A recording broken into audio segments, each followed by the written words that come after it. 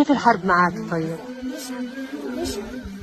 بشع من أول الحرب كنت محلاني، كنت هالقد، كنت شجرة بس من إجت تخرمنا من جزء، تخرمنا من الحرب كله.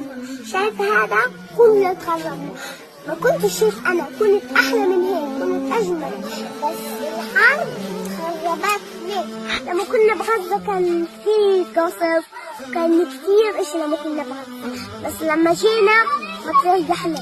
طيب هي بده يجي رمضان، ايش بدك تعمل برمضان؟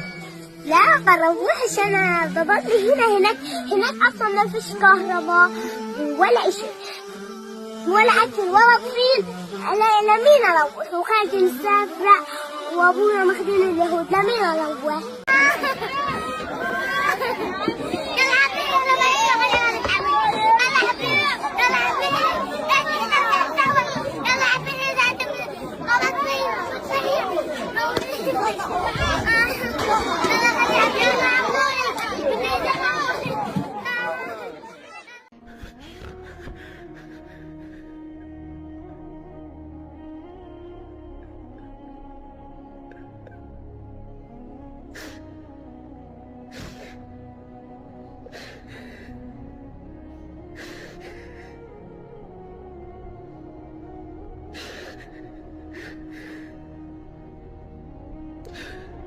اللهم ارحمهم برحمتك الواسعة يا أرحم الراحمين، أليس لهم رب غيرك؟